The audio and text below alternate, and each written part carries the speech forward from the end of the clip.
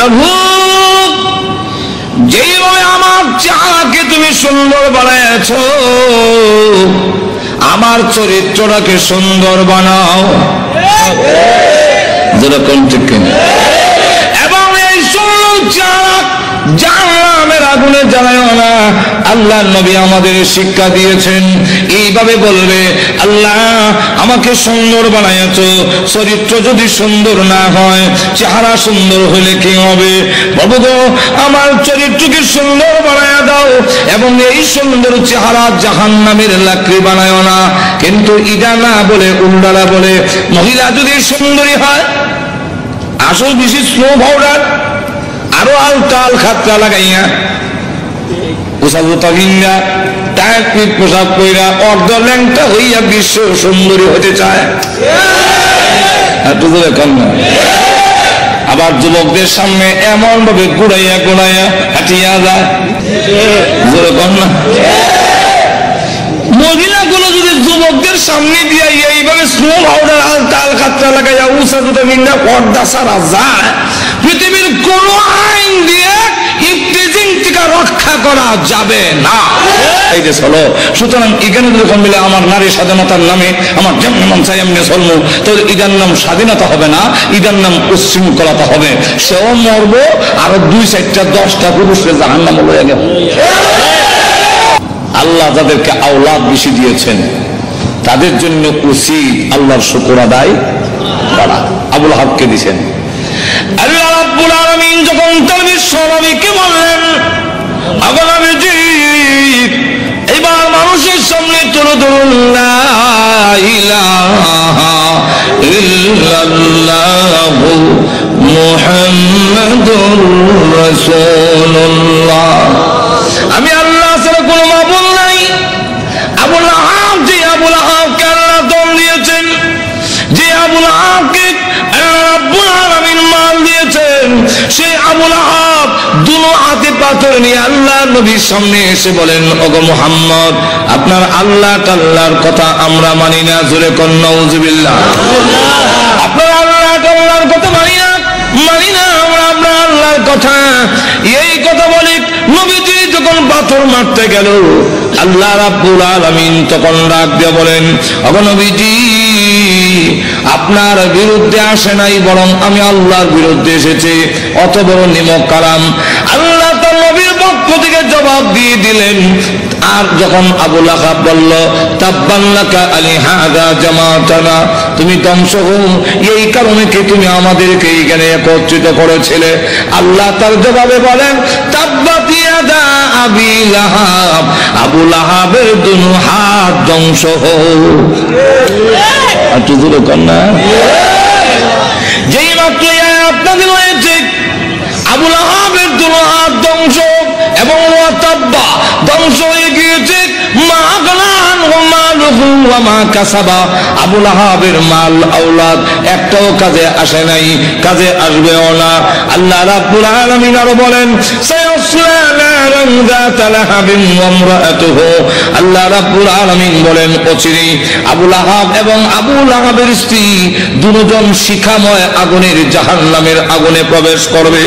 এই আয়াত নাযিল হওয়ার পরে প্রশ্ন হইতে পারে, আবুল আহাবের স্ত্রীর কথা উম্মে জামিলের কথা কেন আনলো? মহিলার কি দোষ? মহিলার কথা উল্লেখ করেছেন হাম্মালাতুল হাতাব। আল্লাহ রাব্বুল আলামিন বলেন, ওই মহিলাটাও কি কারণ জানেননি? হাম্মালাতুন, বহন করনেওয়ালি। হাতাবা অর্থ হইল, মুফাসসিরিনে কালাম এর সাথে দুইটা ব্যাখ্যার মিল রেখে মুফাসসিরিনে কালাম বলেন, একটা ব্যাখ্যা হইল লাকড়ি, আর একটা ব্যাখ্যা হইল সুগুল করি। ওই আবুল আহাবের স্ত্রী দয়া করে দিকে বলে, তোমরা কারা গো? মুহাম্মদ আমাদের ভাতিজা এবং আমার বিয়াই, আমি তার সম্পর্কে ভালো করে জানি, তোমরা তার কাছে যাইও না, সে পাগল, তার কাছে তোমরা যাইবা না। আল্লাহ নবীর বিরুদ্ধে বলে মুহাম্মদ পাগল, তার কাছে যাইও না।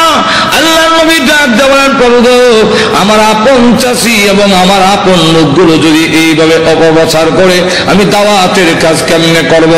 আল্লাহ ডাক দেওয়া, নবীজি ভয়ের কোনো কারণ নাই, নাই, মানুষের দিলের মালিক আমি আল্লাহ। আপনার বিরুদ্ধে যারা গিয়া উস্কানি দিবে এবং বলবে পাগল, এদের দিল আমি আল্লাহ ঘুরাইয়া দিব, অটোমেটিক এরা আপনার কাছে হাজির হয়ে যাবে।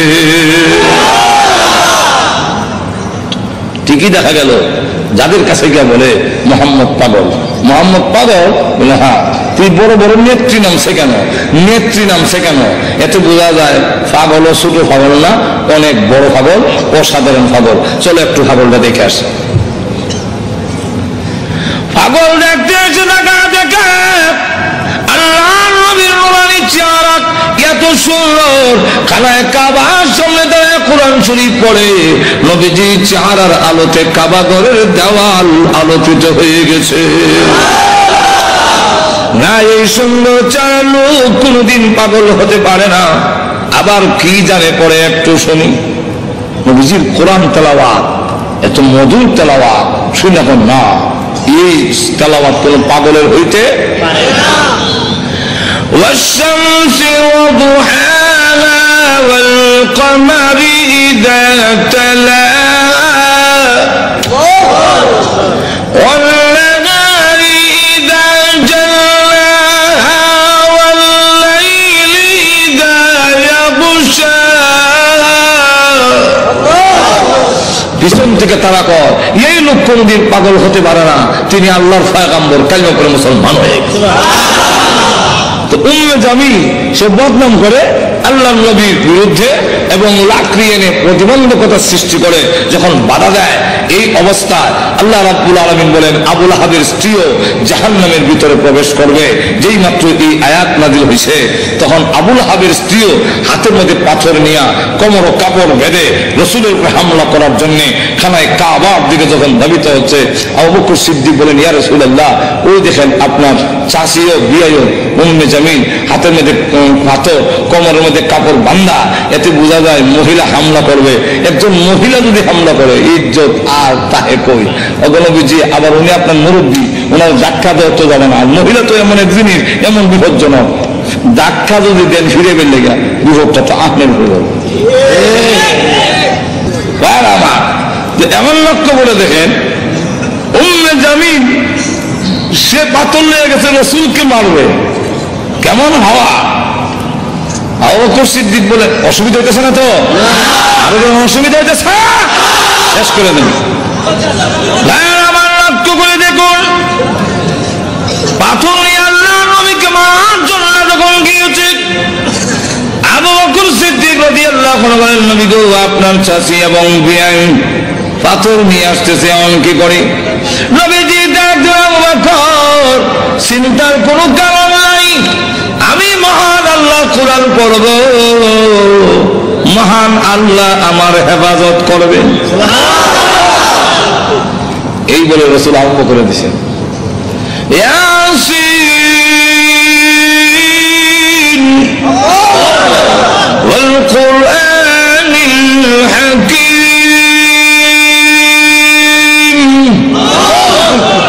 উম্মে জামিল কাছে গিয়া কয়, এ আবু বকর, একা একা বসে রইছ, তোমার সাথী মোহাম্মদ কই আজকে? আবু বকর সিদ্দিক রাদিয়াল্লাহু আনহু বলেন আমি দেখি আমার পাশে বইয়া কোরআন শরীফ পড়তেছে, নবী দেখতেছি আর কানে শুনতেছি। মহিলা জিগায় মোহাম্মদ কও, তা তো বোঝা যায় দেখে না, তো দেখে না যখন আমি কয় কি। উম্মে জামিল হুমকি দেয়, তার ভাগ্য ভালো, তার কপাল ভালো, পাইলাম না, লুকাই গেছে, লুকাই গেছে, পাইলাম না, ভাগ্য ভালো। আর না আন্দাজ পাইছে না, আমার ডাবল হওয়া, ডাবল হওয়ার মানে দেশ যারা চালায়, এক সর্দারের বোন আরেক সর্দারের কন্যা, আবু জাহেল আমার বাপ, আবু লাহাব আমার স্বামী, আর জন্য ডাবল হওয়া। ডাবল হওয়ার কেমনি হইল? সব তোর ভাঙ্গে কোয়া যায় না, বিপদ তো আছে। আমার ডাবল হওয়া পাইলাম না, তার ভাগ্য বালা। আবু বকর সিদ্দিক বলেন হুজুর আমি দেখি, সে দেখলো না কেন? আল্লাহ বললেন আবু বকর তুমি কি কোরআন শরীফ পড়ো না? আল্লাহ দিয়েছেন, ওয়াইদা ক্বরাতাল কুরআনা জাআলনা বাইনাকা ওয়া বাইনাল্লাযীনা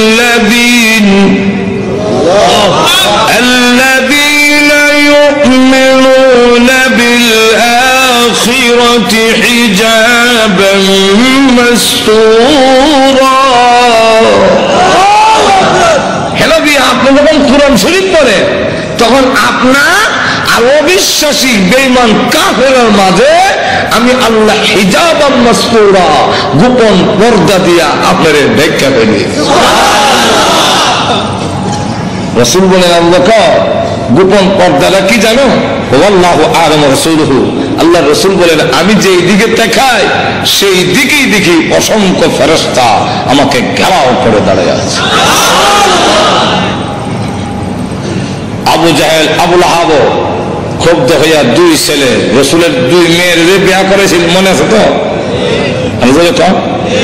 একটার নাম উতবা আর একটার নাম উতাইবা। রাসূল প্রকাশ্য নবী হওয়ার আগে দুই মেয়ে এই দুই ছেলের কাছে বিয়ে করেছিল। এখন সে এই দুইজনের ডেকে না কয়, তোমাদের শ্বশুর মুহাম্মদের কাছে আমার এবং তোর মার বিরুদ্ধে কোরআনের আয়াত নাযিল হয়েছে, অতএব তোমরা দুজন গিয়ে মুহাম্মদের সামনে বলতে হবে আপনার আল্লাহ টাল্লাহ মানি না। আর একটু জোরে কর না, আল্লাহ টাল্লাহ যেমন বোঝা যায় সাটা কেমন অবজ্ঞা, অবজ্ঞা কেমন চিন্তা করেন, নিমো কালাম কারে কয় ঠিক না? তো গিয়া বলবি আল্লাহ আল্লাহ মানি না, আর মুহাম্মদের দুই মেয়েকে তালাক দিয়ে আসতে হবে, আর না আমি মনে করব তোমরা আমার অবাধ্য, আর আমার অবাধ্য হইলে যে কিছু পাইবা না এটা তো বুঝো।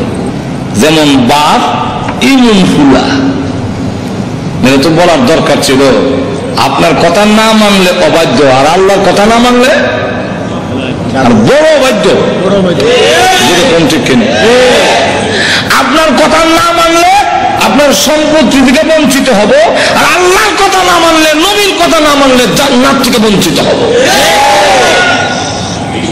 অনেক সাহাবীরা তো এরকম করছেন যে বাড়ি ঘর ছাড়তে রাজি, কিন্তু আল্লাহ রাসূল ছাড়তে গভীর রজনীতে আল্লাহর নবী বিশ্ব নবী রাহমাতুল লিল আলামিন হুজরা শরীফ থেকে প্রচন্ড শীতের মধ্যে বের হয়েছেন। এমনি তাকায়া দেখে একজন বাঁকা হয়ে দাঁড়াইছে, সোজা হয়ে দাঁড়াতে পারে না, কাপড় এইভাবে ধরে রেখেছে, দাঁড়ায় বলেন আসসালাতু ওয়াসসালামু আলাইকা ইয়া রাসূলুল্লাহ।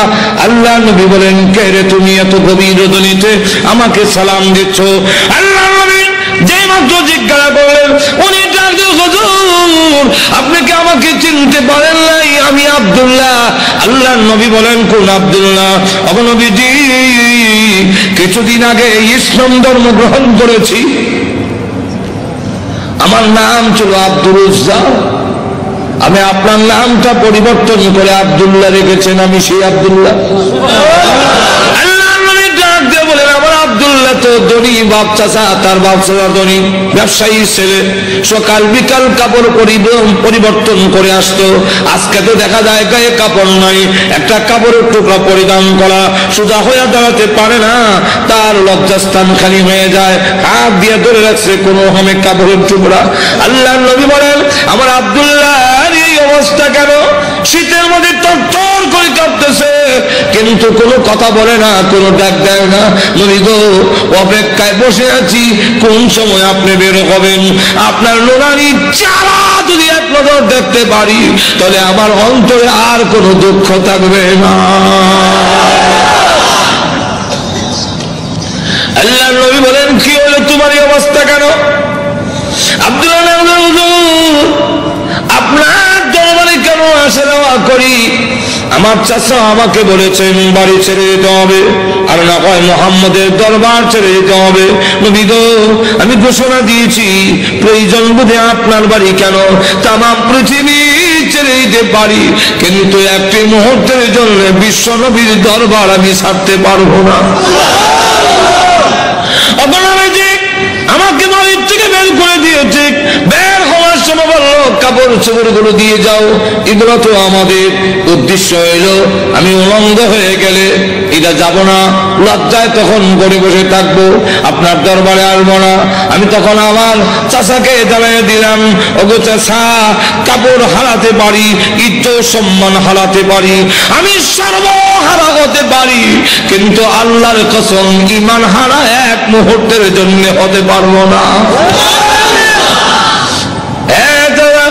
আজকে যদি শরমের আর ইজ্জতের বয়ে কাপড়ের জন্য আমি ঈমান হারা হয়ে যাই, মৃত্যুর পরে কবর থেকে উলঙ্গ হয়ে আল্লাহর দরবারে উঠব, উলঙ্গ অবস্থায় জাহান্নামের মধ্যে দেওয়া হবে। আল্লাহর নবী আমার কাপড় চোপড় গুলো রেখে দিয়েছে, আমি আমার মার সামনে দাঁড়িয়ে বললাম, মা গো, ও মা, একটা কাপড় দেন না, আমি আমার লজ্জাস্থান রেখে বিশ্ব নবীর দরবারে যাব। ওগো মা, একটা নজর যদি আল্লাহর নবীকে দেখতে পারি তাহলে আমার মনে আর কোনো ব্যথা থাকবে না। এই বলে হুজুর আমার মা একটা কাপড় দিয়েছেন, কোন রকমের লজ্জাস্থান রেখে আপনার হুজুরের সামনে এসে বসে আছি। কোন সময় আপনি বের হবেন, আপনার চেহারা মুবারক একটা নজর দেখার জন্য বসে আছি। নবীজি তার করুণ কাহিনী শুনে বিশ্ব নবী পর্যন্ত চোখের পানি রাখতে পারলেন। আল্লাহ নবী ডাক দেবেন, আব্দুল্লাহ আমার ঘরে হুজুরের শরীফে এই নে আমার ব্যবহারের 2খান কাপড় তোরে দান করলাম। নবীজির 2খানা কাপড় ব্যবহারের কাপড়ের দাম আছে না নাই? এরপর থেকে আব্দুল্লাহ জুল বাগাদাইন হয়ে গেল। খালি আব্দুল্লাহ না, এমন টাইটেল লাগছে। আল্লাহ নবী একজন আব্দুল্লাহ, বল তোর কোন আকাঙ্ক্ষা আছে নি? আব্দুল্লাহ হুজুর, দুনিয়ার কোনো আকাঙ্ক্ষা নাই, আপনার কাছে আমার একটা দরখাস্ত। নবীজি আপনি বলেছেন শাহাদাতের মরণ হইলে মরণের কষ্ট হয় না, আপনি বলেছেন শাহাদাতের মরণ হইলে কবর গেলে মুনকার নাকির আসে না, আপনি বলেছেন শহীদ হয়ে মরলে কিয়ামতের মাঠে কোনো হিসাব কিতাব হবে না, বিনা হিসাবে জান্নাতে যাবে।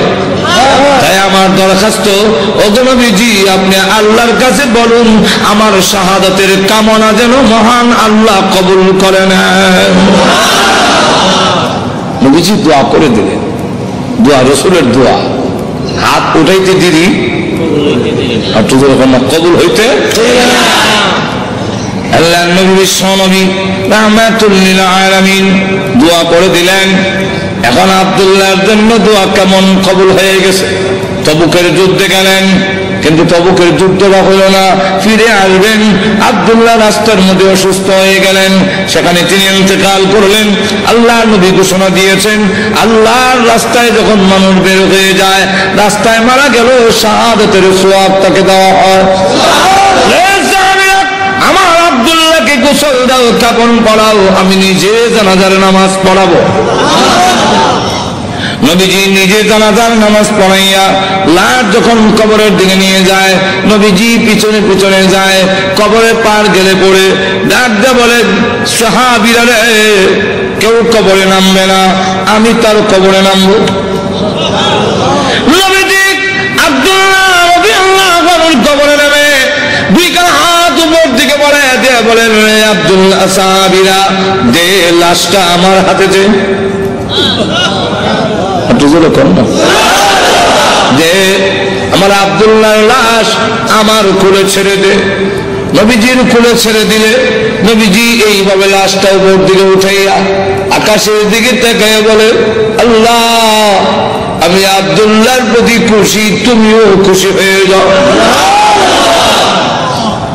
আল্লাহ এখন আব্দুল্লাহর লাশটাকে আমার কোল থেকে তোমার রহমতের কোলে আমি স্থানান্তর করতে চাই। এই কথা শুনে সাহাবীরা দৌড়ে কবর পার কান্না শুরু করেছেন। বিশেষ করে সাদ ইবনে আবি ওয়াক্কাস রাদিয়াল্লাহু আনহু ডাক দিয়ে বলে, মাটিতে গড়িয়ে কান্না আর বলে, আব্দুল্লাহ রে, এই লাশটা তোর না হইয়া আমার যদি হতো রে, আমার ভাগ্য কত ভালো ছিল রে আব্দুল্লাহ, এই লাশ তোর না হইয়া আমার যদি হতো, যেখানে আল্লাহর নবী বলতেছেন আল্লাহ আমি খুশি, মেহেরবানি করে তুমিও আমার আব্দুল্লাহর প্রতি খুশি হয়ে যাও। লক্ষ্য করে দেখুন, এইভাবে অনেক ঘটনা সারা রাত বললেও তো শেষ হবে না। এইভাবে বাড়ি ঘর ছেড়ে দিয়েছেন আল্লাহর দ্বীনের জন্য, ইসলামের জন্য, আল্লাহ নবীর জন্য। কিন্তু আবু লাহাবের ছেলে যেমন বাবা তেমন ছেলে উতবা আল্লাহ নবীর সামনে গিয়ে বলে, ওগো মুহাম্মদ, আপনার আল্লাহ তাআলা এগুলো আমরা মানি না। আর তুজুরে কর না। আর নবীজির সামনে দাঁড়ায় বলে, আপনার 2 মেয়েকে তালাক দিলাম। নবীজি তাফসীরে মাযহারিতে লেখে আল্লাহ নবীর উপরে হামলা করে টান দিয়ে জামা ছেড়ে ফেলেছে। নবীজি চোখের পানি ছেড়ে দিয়ে কাঁদলে, হ্যাঁ প্রভু, আমার জামা ছিঁড়েছে এই জন্য আমি ব্যথা পাইনি। আমি কত আঘাত খাইলাম তোমার দ্বীনের জন্য, তোমার জন্য, তোমার দ্বীনের জন্য যদি আমি কষ্ট পাই আমার তেমন কষ্ট লাগে না। ও প্রভু, আমার মেয়েকে তালাক দিয়েছে, এই করলে দুঃখ লাগে নাই, দুঃখ লেগেছে। আমার সামনে যদি তোমাকে কেউ অবজ্ঞা করে, তোমাকে অপমান করে, আমি রাসূল কখনো বরদাস্ত করতে পারি না। বাস্তবিকই যাদের ভিতরে ঈমান আছে, ঈমানদার কখনো দুনিয়ার সকল কিছু বরদাস্ত করতে পারে, কিন্তু আল্লাহ নবীকে অপমান করবে এই পৃথিবীর কোন মুমিন কখনো বরদাস্ত করবে না। এর নামই হলো ঈমান। যেরকম ঠিক না, ওই জন্মতে আল্লাহর জন্য, আল্লাহর নবীর জন্য, আল্লাহর দ্বীনের জন্য মুমিন তার জীবন উৎসর্গ করতে পারে, কিন্তু আল্লাহর অবমাননা কখনো মুমিন বরদাস্ত করতে পারে না। আমার আল্লাহর নবী, আল্লাহর মহব্বত নবীর অন্তরে বেশি না কম? আর জোরে কর না। সকলের চাইতে বেশি না কম? নবীজি কাঁদেন আর বলেন, প্রভু গো, আমার সামনে কেমনে কয় তুমি আল্লাহ চাল্লাহ, এত বড় নিমক কারাম আল্লাহ আমি কেমনে বরদাস্ত করি? আল্লাহ ডাক দেওয়ার, নবী গো, আমি বানাইছি নিজের সন্তান যদি নিজের দারিদ্র্যের টান মারে দুঃখ লাগে না? না লাগে? নিজের সন্তান যদি কিল মারে খাল্লায় কষ্ট লাগে না? আপনার কষ্ট লাগে না, কিন্তু দেখবেন আপনার মা এই জিনিসটা বরদাস্ত করবে না। আপনার ছেলে আপনাকে যদি দারিদ্র্যের টান মারে আপনার কিন্তু কষ্ট লাগে না? আপনার যদি খাবলা মারে আপনার কষ্ট লাগে না? মাথা সোজা করে টানে আপনার কষ্ট লাগে না? লাথি মারে কষ্ট লাগে না, কিন্তু আপনার মা যদি দেখে তখন বরদাস্ত করে না। দেখে তাহলে আল্লাহ ডাক দিয়ে বলেন, আমি বানাইছি মানুষ, এই মানুষ যদি আমার সাথে বিয়াদবি করে, আমাকে গালি দেয়, আমার বিরুদ্ধে বলে, এত আঘাত লাগে না, কিন্তু আমার নবীকে যদি কেউ কিছু কয় আমি আল্লাহ বরদাস্ত করি না। আমার নবীর বিয়াদব আমি আল্লাহ ছাড় দেই না। আমার নবীর গায়ে আঘাত করলে আমার কষ্ট লাগে। সে পাথর নিয়ে আপনাকে মারতে এসেছে, এই জন্য আমি আল্লাহ আয়াত নাযিল করে জানায়া দিলাম। নবীজি এখন বদদুয়া করেন, আল্লাহ তোমার কুকুর সমূহ থেকে একটা কুকুরের উপরে মুসাল্লাত করে দাও, চড়াইয়া দাও। আল্লাহ আবু লাহাবের ছেলে উতবার উপরে তুমি কুত্তা লাগাইয়া দাও। আল্লাহ নবীর দোয়া হোক বদদুয়া হোক, জবান থেকে বের হতে দেরি হয়, আল্লাহর দরবারে তা কবুল হইতে একটা মিনিট দেরি হয় না। আর না হয় ওমর যেখানে তরবারি নিয়ে গেলেন নবীকে মারার জন্য, ঘুরে গেল আর একদিকে, ঘরের কাছে গিয়ে শুনে সামনে গিয়ে শুনল যে তোমার বোনের জামাই মুসলমান হয়ে গেছে। সেখানে যখন ঘরের সামনে দাঁড়াইছে, শুনে ঘরের ভিতর থেকে কোরআনের আওয়াজ আসে। হ্যাঁ, কিসের আওয়াজ? আস্তে আস্তে পড়তেছে, আউযু বিল্লাহি মিনাশ শাইতানির রাজীম। কি পড়ে কুলজা দিছিল না। বিসমিল্লাহির রহমানির রহিম।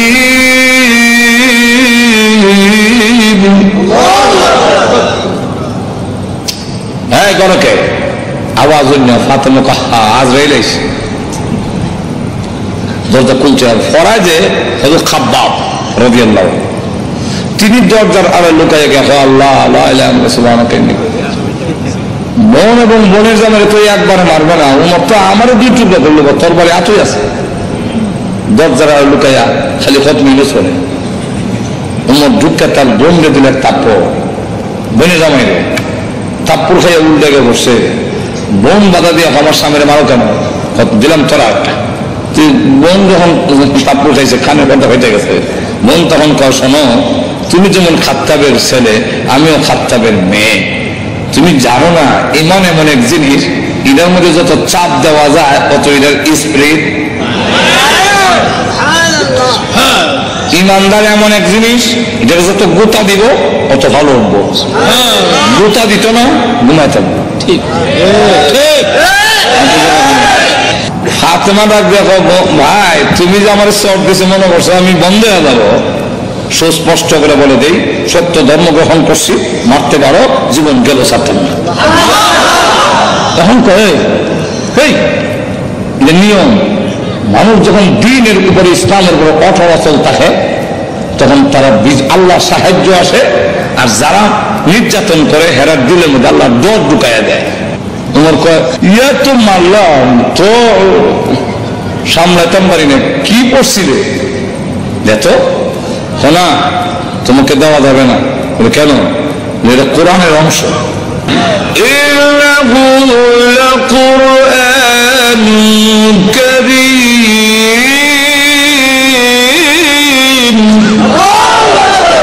ফি কিতাবিন মাকনুন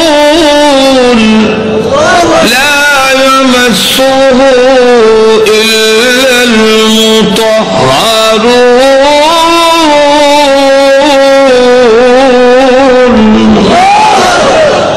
সম্মানিত কোরআন লোহে মাহফুজে সংরক্ষিত, এটা স্পর্শ করা যায় না অপবিত্র অবস্থায়। তখন কি করতে হবে? বলে গোসল করে যাও। কাফেররা তো মুত্তা পানি লয় না, তুমি মুত্তা পরিষ্কার করে যাও। দিছে হয়েছে কোরআন করে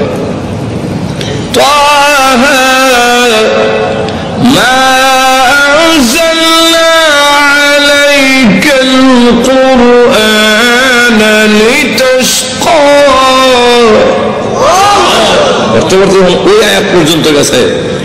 ইন্নানি আনাল্লাহু লা ইলাহা ইল্লা আনা ফা'বুদনি।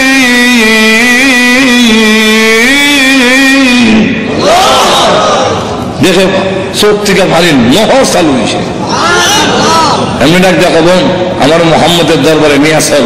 তো পর্দার আড়ালে যিনি লুকাই আছেন দরজার আড়ালে, মনে হয়তো ঘটনা কোনটা আমার উদ্দেশ্য না। ঘটনা গুলো তো এইটার মধ্যে 1 ঘন্টা দিব, ঘটনা হওয়ার উদ্দেশ্য না। উদ্দেশ্যটা হইল ওই কথাটা বুঝে পেলে গা দরজার আড়াল থেকে এমনি কয় আর লুকাই থেকে লাভ নাই। অহম বুঝে গেছে উমর মারত না। তো সংবাদটা আমি আগে দিলাই, কারো সুসংবাদ আগে দিতে একটা মনের মধ্যে একটা আনন্দ পাওয়া যায়। তো আমি আগে দিলাই, এমনি দরজার থেকে আমার থেকে বেরিয়ে কয় হ্যাঁ মা, তাদেরকে কোরআন শরীফ আমি পড়াইছিলাম। আচ্ছা, তো আপনাকে সুসংবাদটা দেওয়ার জন্য বেরিয়েছে, তো লুকে আসলাম। কি সুসংবাদ? বলে দারুল আরকাম গোপন ঘাঁটি, যেখানে দিন প্রচার করা হয় লুকায় লুকায় এখান থেকে, যার নাম ছিল দারুল আরকাম। এই দারুল আরকামে গত রাত্রে আমি বিশ্ব নবীকে দোয়া করতে শুনছি।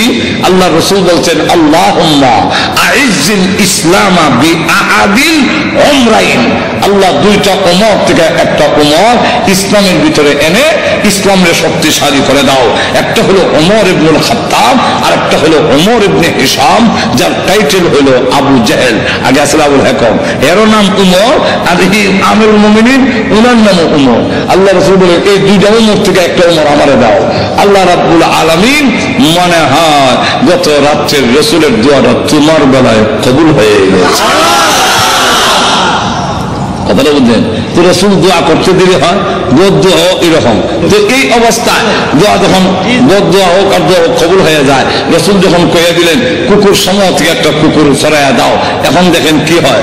আবু লাহাবের ছেলে উতবা, সে সিরিয়ার থেকে ব্যবসায়ী কাফেলা নিয়ে আসতেছে, রাস্তার এক জায়গার মধ্যে বিশ্রামের জন্য তাদের গমের বস্তা খেজুরের বস্তা তৈছে, এমনি দেখে পাহাড়ের টিলার মধ্যে একটা ভাগ বৈশা, খালি মাথা ঘুরাইয়া আবু লাহাবের ছেলে উতবারে ভালো করে দেখে, যেমন বোঝা যায় গোয়েন্দা অফিসার আসামি দেখতেছে। এমনি সে ডাক দিয়া কয়, ও আমার সাথীরা, বাঘ যেভাবে আমার দিকে চায় এতে বোঝা যায় মুহাম্মদের বদদুয়া কবুল হয়ে গেছে। তো রাসূল তো বলছিলেন কুকুর, এখন তো বাঘ, তো উল্টা দি না, উল্টা না, রাসূল কুকুর দিয়া বাঘই বুঝাইছেন, এরাও বুঝছে। এর কারণ রাসূল বাঘ কইয়া কুকুর হয়ে কুত্তা বুঝাইলেন কেমনে? কুকুর মানে বাঘ, বাঘ মানে কুকুর, দুইটার একটা মিল আছে। কি মিল? চতুষ্পদ জানোয়ারের মধ্যে কুত্তা হাও আলগি দিয়া পেশাব করে, আর বাঘও হাও আলগি দিয়া পেশাব করে। তাহলে মোতায় মোতায় দুইটার একটা মিল আছে। হায়াতুল হাইওয়ান নামক কিতাবের মধ্যে এই ওটা দিচ্ছেন, কথা বুঝছেন? এখন আসুন, তাহলে দেখা গেল এই অবস্থায়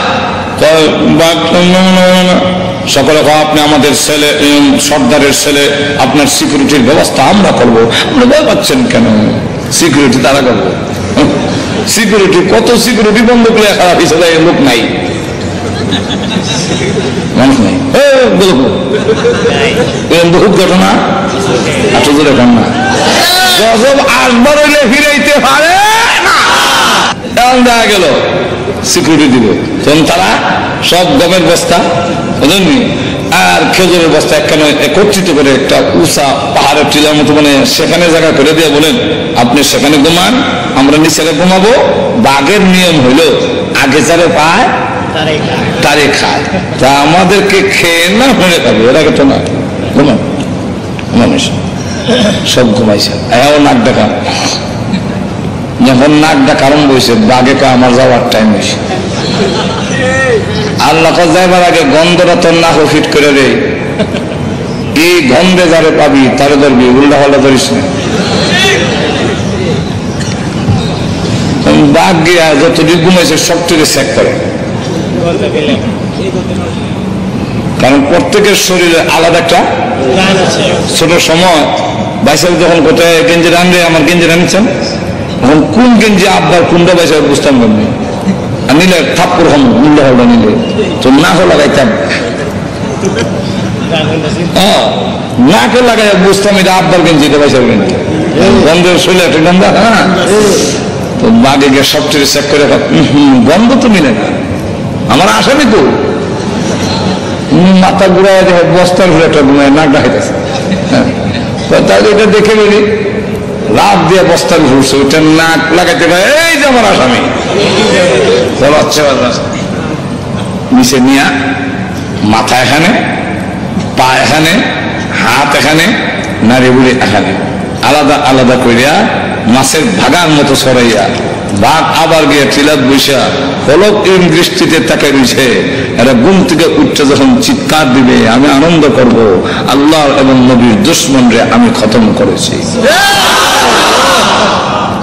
এরা সিকিউরিটি দিও, সিকিউরিটি আমাদের শেষ করে বেড়াচ্ছে, আমি করছি। আল্লাহ তখন আয়াত নাযিল করলেন, এই লোসানে আয়াত নাযিল করে বলে কুতিলাল ইনসানু মা আকফারহু,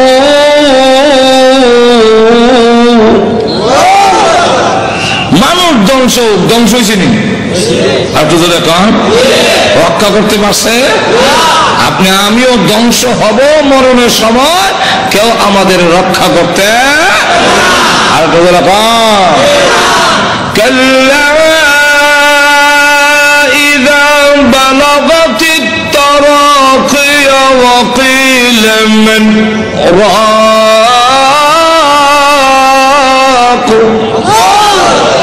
তখন কন্ট্রোলার জানাবে কেউ রক্ষা করতে পারবে না।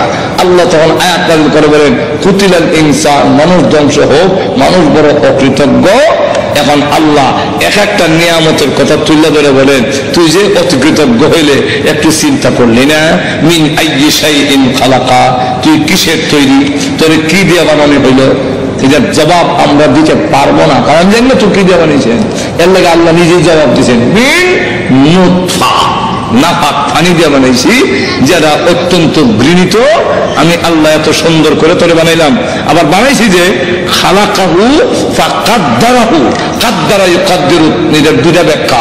একটা ব্যাখ্যা হইল তোমাকে এইভাবে বানাইলাম, গরু ছাগল এইভাবে না, তোমার কুদরতি স্প্রিং দিয়ে জায়গায় জায়গায়, মানে কুদরতি স্প্রিং, যেরকম ঠিক কিনা কুদরতি স্প্রিং। এরপরে গরু কিন্তু মানুষ তুমি সেলুনে গেছে চুল কাটবা ডাইন দিকে বামে বামে বুঝলে, যেরকম ঠিক না ঠিক না তোর মাথা এইভাবে ঘুরাবার মতো এই যে কুদরতি স্প্রিং দিয়ে তোরে বানাইলাম। আল্লাহ গরু কিন্তু এই ঠ্যাং ভাঙ্গিয়া পেশাব করতে পারে না, তোর আগুন আনতে পারস, তোর সব আনতে পারো, কুদরতি স্প্রিং জায়গায় জায়গায় দিয়া আমি আল্লাহ এমন ভাবে বানাইলাম। আবার তুমি যখন বস্তা নেবে মাথা, তখন রড থেকে আনো শক্ত, যেরকম ঠিক না ঠিক না। খালাকাহু ফাকাদ্দারাহু।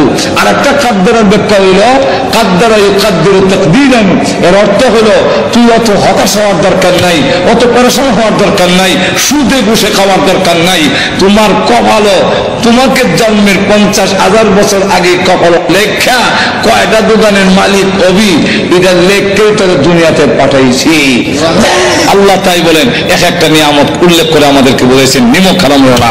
আল্লাহ আমাদের সকলকে তৌফিক দান করুন, সকলে বলেন আমিন। রাহুল দাওয়ানা আলহামদুলিল্লাহ রাব্বিল আলামিন। দোয়া হয়ে যাবে নুজুলের রহমতের সময়। আজকে বৃহস্পতিবার রাত, দিন গিয়া রাত, শুক্রবারের রাত, এই রাতটার দাম সব কদরের রাতের সমতুল্য। আল্লাহুম্মা সাল্লি আলা সাইয়্যিদিনা আলহামদুলিল্লাহ।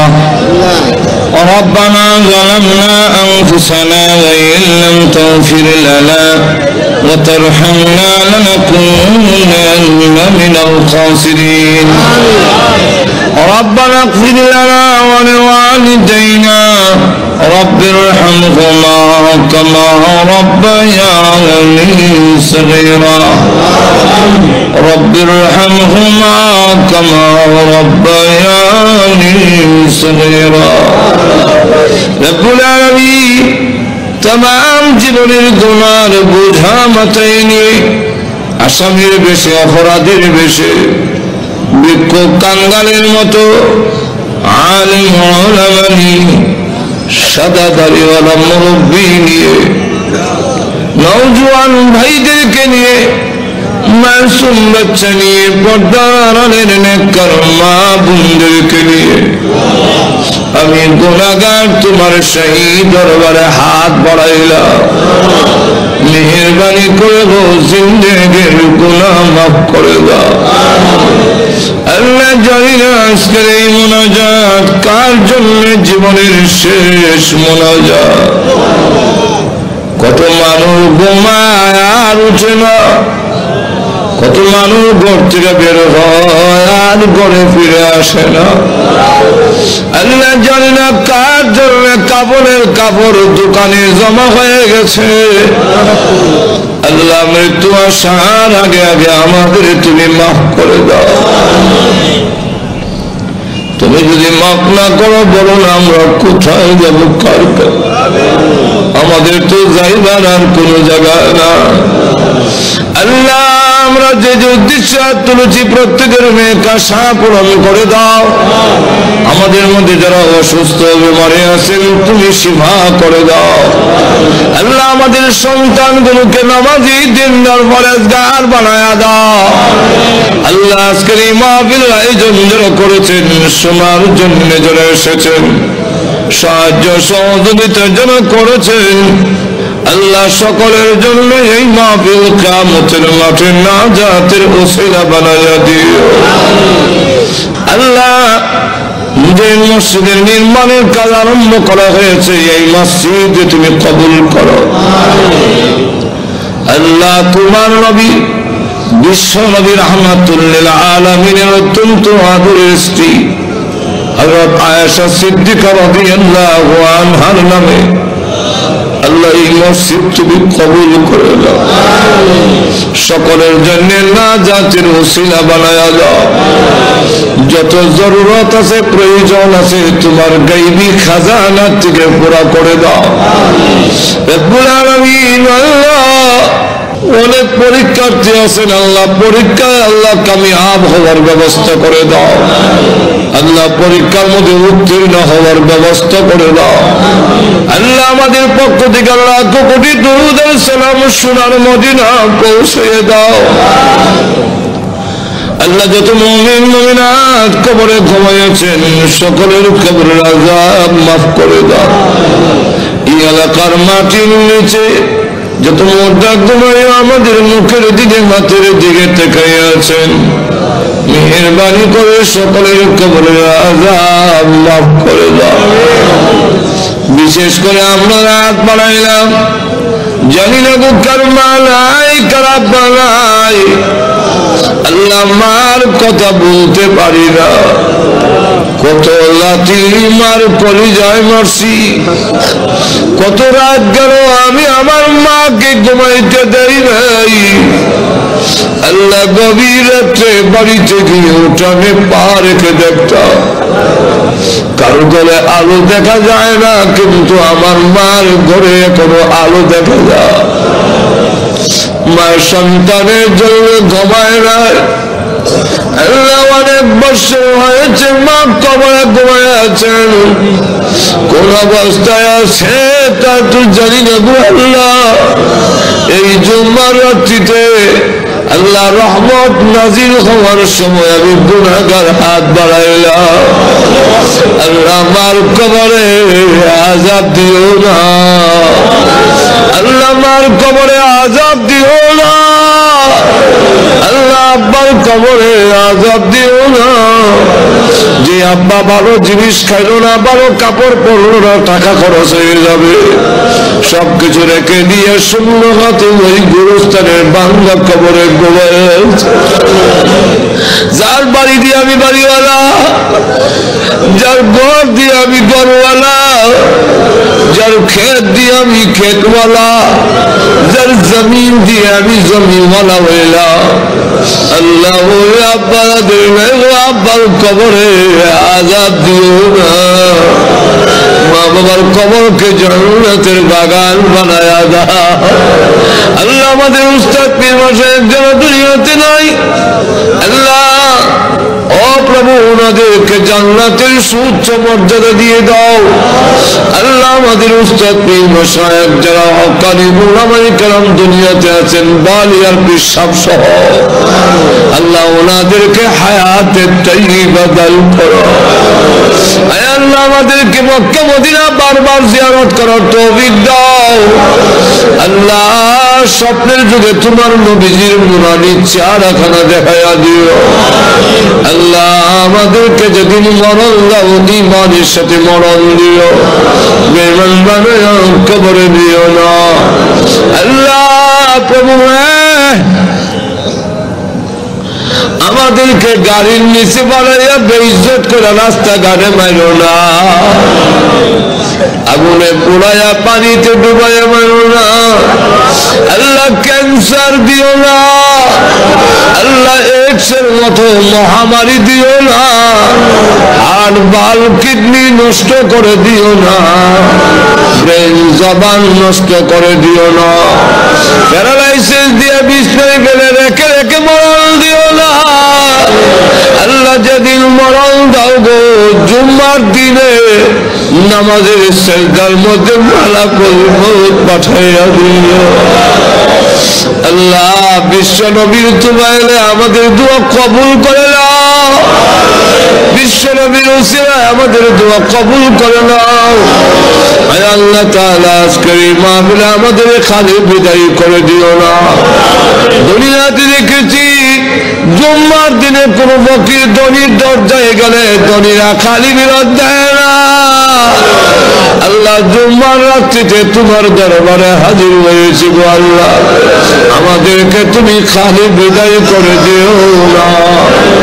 ربنا تقبل منا إنك أنت السميع العليم وتب علينا إنك أنت التواب الرحيم। আল্লাহ ইন্তজামিয়া কমিটি বহু পরিশ্রম করে এই বিশাল সুন্দর এক মাহফিল করেছেন। আল্লাহ জান মাল দিয়ে আল্লাহ ওনাদেরকে কবুল করো, ওনাদেরকে হায়াতে তাইয়্যিবা দাও, সমস্ত বেলা মুসিবত থেকে হেফাজত করো। আয় আল্লাহ বেমার ওষুধ থেকে আল্লাহ হেফাজত করো। আল্লাহ পূর্ণ সুস্থতা দান করো, ব্যবসা বাণিজ্যের মধ্যে বরকত দাও। ইয়া আল্লাহ সহিহ দ্বীনের উপরে পরিচালিত হওয়ার জন্য কবুল করে নাও, তোমার দ্বীনের মুজাহিদ হিসেবে কবুল করে নাও। সাল্লাল্লাহু তাআলা আলা খায়রি খালকি মুহাম্মদ ওয়া আলিহি ওয়া সাহবিহি আজমাইন। آمين برحمتك يا أرحم الراحمين।